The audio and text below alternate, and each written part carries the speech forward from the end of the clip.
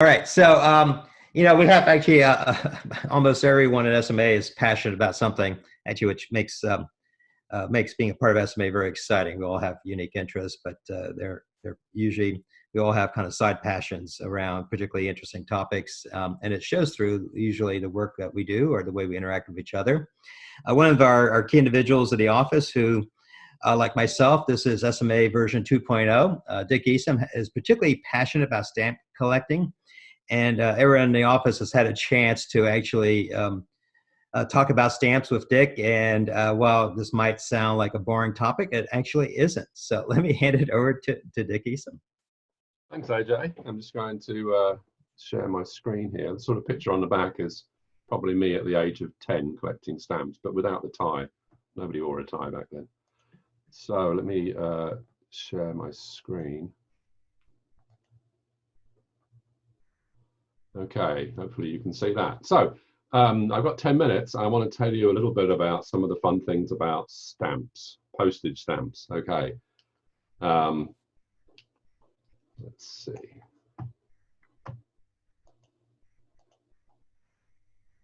So Dick, you actually had hair at one time? I did, yes. I did, yes, just not the tie.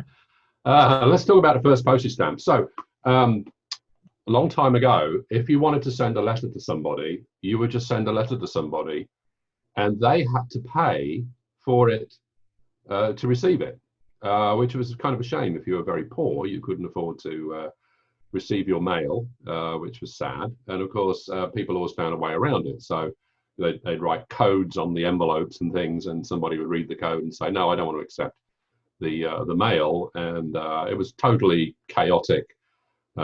Totally inefficient. And then along comes this chap in the early Victorian age, Sir Rowland Hill in the UK, and he did a lot. He was a big social reformer, and one of the things he did was to come up with this idea of a universal sort of postage system with prepayment. So basically the sender would pay, and then of course the receiver always got their mail. And this culminated in the 1st of May 1840 with the penny black, which I think even if you had never collected stamps, most people have probably heard of the penny black. A very, very famous stamp, the world's first self-adhesive postage stamp. No perforations back then, you had to cut it out with scissors out of the sheet, but it's a very famous stamp. I don't have one because they're just a little bit beyond my price range. But the prices are there, you can see. So, a lot of countries got excited about this idea of prepayment and postage stamps. And in fact, the next countries that followed was Brazil a few years later. This is one of the famous so-called bullseyes stamps, which are, not particularly rare, but they're still pricey. And then Switzerland got heavily into the act. Each state back then, each canton within Switzerland issued their own stamps. It was a long time before Switzerland issued stamps as Switzerland. So each canton would issue their own stamps. There's a cool one there in the middle, the sort of the Geneva. It's called the double Geneva, and it's two stamps as one, kind of. So you could use one half of it. You literally cut out one half of it if you just wanted to send a piece of mail within your canton. If you wanted to send it to another canton, you'd actually use both. And so the little piece across the top says, basically 10 cents, and you'd cut that out. Those are kind of rare. They're hard to get hold of. And then the one nice one from Basel on the right-hand side, that was actually the world's first multicolored stamp. As you can see, black was pretty much the color du jour. In fact, even the penny black was eventually replaced within a year with a penny red-brown color, a penny red, because if you actually then cancelled it or franked it, it was kind of hard to see, and you had to, they went to a lighter color. Anyway, cool things here. What happened in the US? So before, once they had the same system, once the UK issued stamps, everybody got excited about it. But in fact, it was down to local postmasters who issued their own private stamps. So this is one actually from New York City Post Office from 1842. These are called postmaster provisionals. and they're not particularly rare, but they're kind of cool stamps. And so, what are we going to do across the whole of the US? Well, there was an act of Congress in 1845 which established uniform postal rates, but of course it was Congress, so they couldn't do anything properly. They established the rates, but didn't establish any mechanism where you could actually get stamps. That actually happened a few years later, and we ended up in 1847 with the first 2 American stamps. So there they are, the Ben Franklin 5-cent red brown and the Washington 10-cent black. About 3.6 million printed of the red brown. So affordable if you want to spend that kind of money. The 10-cent was a lot less, obviously, and they are a lot more expensive to pick up, particularly if they're unused or mint. Again, not in my collection. None of these stamps are in my collection, but we'll talk about my collection later. So let's see. So what if you wanted to send a piece of mail from one country to another? You had to negotiate a postal treaty, right? So basically you'd put your stamp on it and it would arrive. Let's say you're sending something from, I don't know, Washington, DC to Paris, right? And it's the sort of late 1800s, and mail was quite common. So I'm going to send a missive over there, and they'd put a US stamp on it, which would be fine within the US. It would arrive in France, and the French would go, I'm going to move that, nothing to do with me. So you'd have to negotiate postal treaties. And in fact, as late as 1870, there was still no postal treaty with France. So you had to have an agent, and the agent would put the French stamp on it to get it to the other side. So a lot of people were saying, this is a crazy system, we've got to have a better system. So it actually came down to the German Postmaster General, Heinrich von Stephan, and he put some proposals forward for this universal postal union at the International Postal Congress in Switzerland. And in fact, in 1874, Treaty of Berne was signed establishing the UPU, which we don't know about, but it's one of those things that's incredibly important in the world of mail. It's now part of the United Nations. There's 192 countries a part of this. And basically the deal is, if I put a stamp on it in the US, it arrives in France, and the French postal system honors that and delivers it to the recipient, and vice versa, of course. Of course, there are some countries which are net importers of mail and some which are not net exporters of mail. And so there are some sort of fudges, let's call them that, to make sure that nobody's out of pocket. But anyway, we all rely on this. So, I collect stamps from all over the world, and sometimes they come from foreign dealers. If it wasn't for the UPU, I'm not quite sure exactly how I'd get them.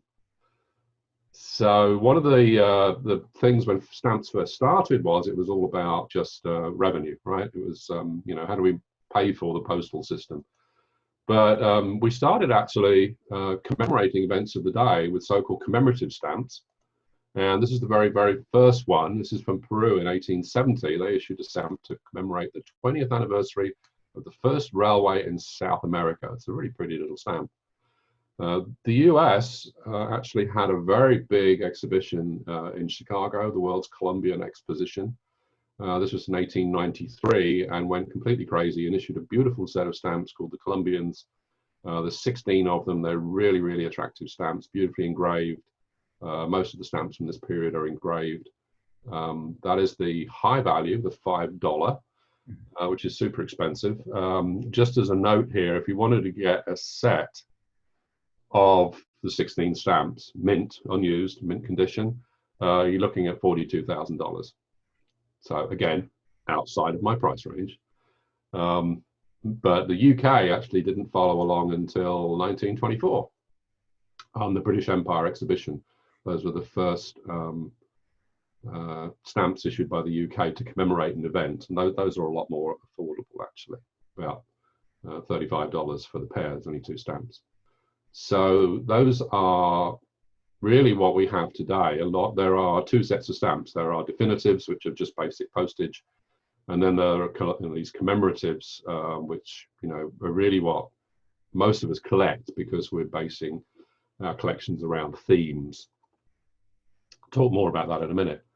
Funnily enough, in 1895, this amazingly titled Society for the Suppression of Speculative Stamps tried to convince collectors that commemorative stamps should be banned because it was going to cost too much money to collect them. Needless to say, after 2 years, they wound up operations. Nobody was interested. We all wanted to collect commemorative stamps. Okay, sometimes stamps get printed with errors. Okay, so the most famous one is this. This is called the inverted Jenny. You know, you've got a two-color stamp. This was basically in 1918, and the US Postal Service at the time started an airmail service, and so they had higher value stamps. 3 stamps were issued. This is the highest value, 24 cent. And you know, they basically, it was a 2-color printing process. So you'd run it through the red, and then you'd put it into the other print and print blue. And of course, what happened was that one sheet was put in upside down. One sheet of 100 stamps was upside down. And so we have 100 errors that exist. This is actually incredibly well documented, this one.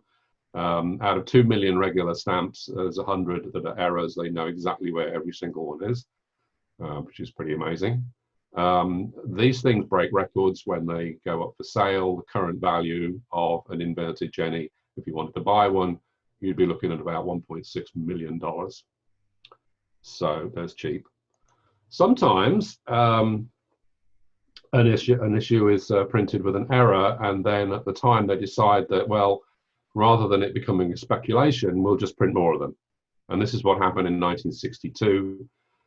This is the Dag Hammarskjöld invert. Dag Hammarskjöld was the Secretary General of the United Nations. He was killed in a plane crash while trying to stop a war in the Congo. And a lot of countries issued stamps to commemorate him. And what they did here, the Postmaster General here in the US said, you know, to heck with this, I'll just print more. And out of 121 million regular stamps, he printed another 40 million errors. So basically, it's an error. It's, you know, you put the two side by side and you can see that one of them has an inverted yellow print on it. But in this case, they're literally 50 cents. So super cheap. Sometimes we get errors though, and this is a recent famous one. This one made me laugh. This is called the Statue of Liberty Forever stamp. This was actually printed at the end of 2010. There's a 1.5 billion of these in existence, and it's 50 cents. You know, why is it error? It's not the Statue of Liberty in New York. It's actually the Statue of Liberty in Las Vegas. Whoops. And it actually took them about 3 months to figure that out after it had come into circulation. And the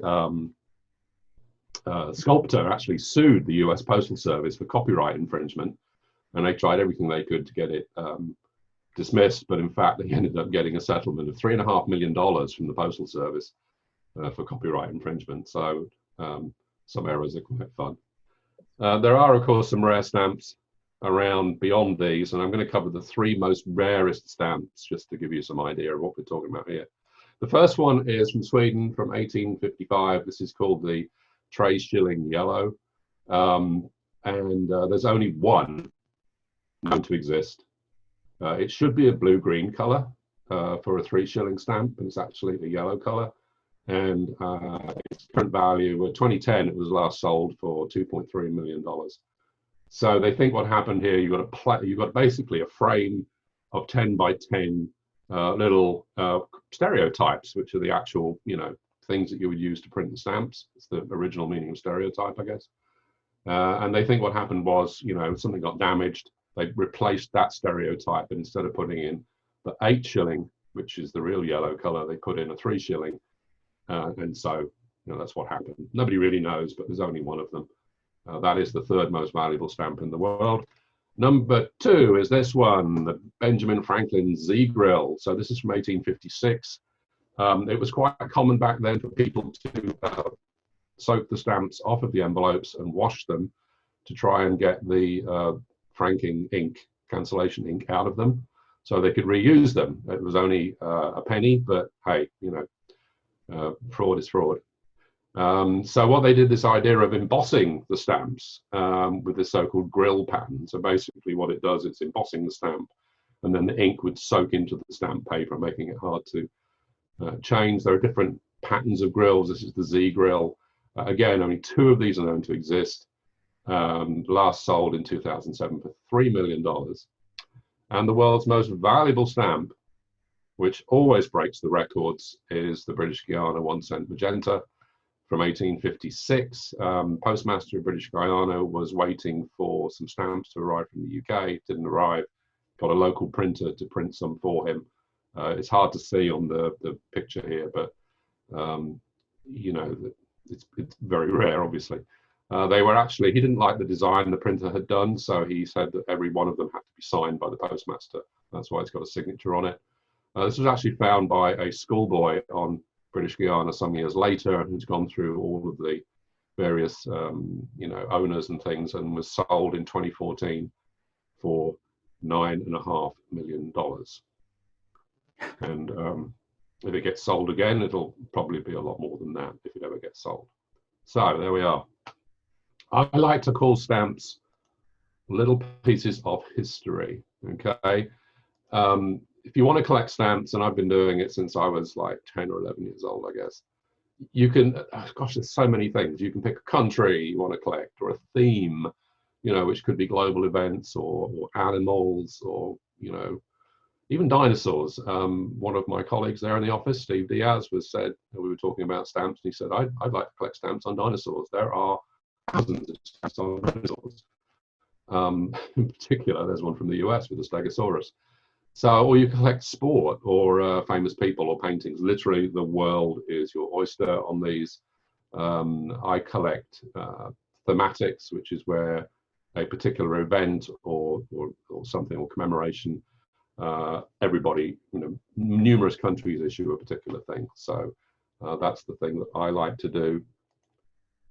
You name it, somewhere countries issued stamps for it. If you would like to see what I've collected, or some of the things I've collected, I have a Flickr page, and you can see all my albums on there. I scan them and put them up, and they cover everything from the, you know, centenary of the Red Cross in 1963, or I don't know, the World Cup. England won the World Cup in 1966, big event.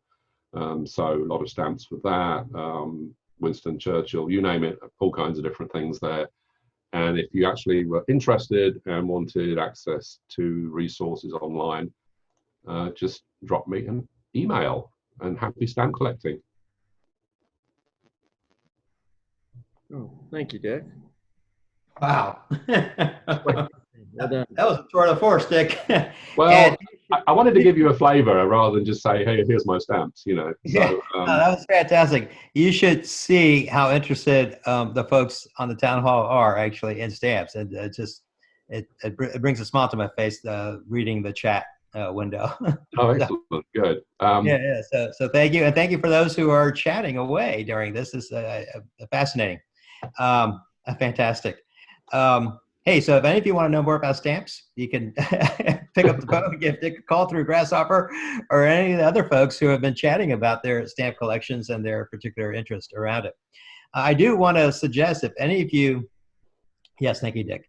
If any of you have a particular passion you want to share with the rest of us, just let Jacques and Melissa know, and we'll help you. We'll help you get a slot here during the town hall, so you can share your passion.